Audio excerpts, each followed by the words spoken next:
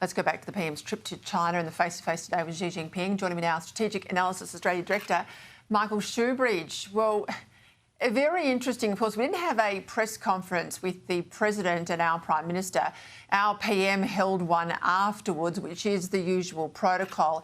And he was pushed pretty hard, Michael, on those live-fire exercises earlier this year. Here's what he said.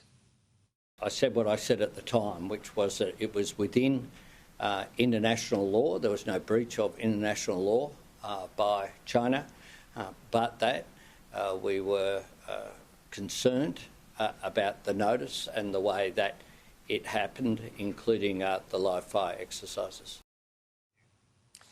Is this really good enough, Michael?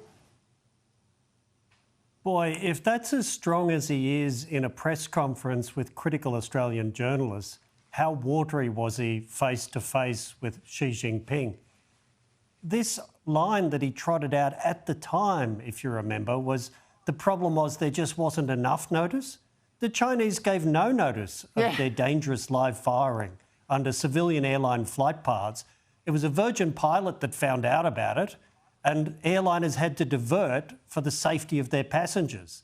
And it was deliberate military provocation and intimidation by China. The Prime Minister at the time said, this is all lawful and perfectly normal, and he's done the same in his face-to-face with Xi. It's an embarrassment, and it shows the Prime Minister values his stabilisation fiction more than the safety of airline passengers. And correct me if I'm wrong, but at the time, of course, we had to deploy the New Zealand Navy. God help us if all we've got is the New Zealand Navy in the event of a conflict, because we had no available ships anywhere in the vicinity. I mean, this goes to the point you made there about this sort of facade of the relationship, that everything is put into this fiction of stabilisation. There's no stabilisation with China. They'll play the game as long as they want to. They'll trade with us as long as they want to until they don't. The issue of the port of Darwin, that also came up. Let's have a listen. Did the President express any objection to your plans about bringing the port of Darwin back into Australian hands, or any potential response that China might take to that? No, it wasn't raised. You didn't use the opportunity meeting him to explain your policy on that? I don't need to. No. I've had the same position for a decade since the Liberal government chose to provide an incentive to the Liberal federal government, chose to give an incentive to the Northern Territory Liberal government to flog off an asset. Well, first of all, his comments were pretty political there, you know, Liberal this and Liberal that. That's not the protocol. But we might as well send a wind-up doll to that meeting. If he hasn't raised human rights issues, if he hasn't raised how our military's been treated, if he hasn't raised international incursions by warships and live-fire rounds and the port of Darwin, I mean, need I go on? Well, I saw that he raised the case of the illegally detained Yang Henjun, the Australian citizen still in Chinese custody, but he was quick to say, and of course I don't expect any results, any quick results. So even when he raises something, he gives Xi an exit door and a free pass. This is not the kind of direct leader-to-leader conversations that are advancing our interests. This is Mr Albanese seeing the political value here of his contrast of saying, I'm the guy that's stabilised the relationship with China in contrast with my domestic political foes. This is not the act of a national leader dealing with national security issues. Now, you and I and Peter Jennings and people that have worked in this space before and intersected with government, defence and intelligence, we know where this is headed. Right? Xi has made it absolutely crystal clear what's on his medium to short-term agenda. And I listened to a very interesting interview today with our own Chong Lei and a Chinese writer, Murong Shen Wen. He was on Sky and he warned very clearly where this is headed. Have a listen. Since Xi Jinping came to power, he has said at least 50 times that we must prepare for war. And it's not a lie. I think the war probably will be launched sooner than we thought.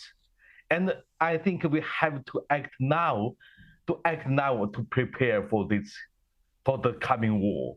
And it will be much bigger than the Ukraine war and much dangerous than that. Not just the government here, Michael, but do you think ordinary Australians really understand how dangerous things are at the moment? No, I don't. And how could they when our Prime Minister, our Foreign Minister and our Defence Minister aren't telling them? So Penny Wong, in her ASEAN speech, which apparently was clear-eyed about the threat from China, said we need transparency about why they're building this big military and why they're getting nuclear weapons. We've got way too much transparency, as we just heard.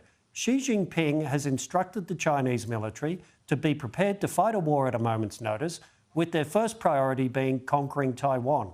And that's exactly what the Chinese military is preparing to do. You can see it.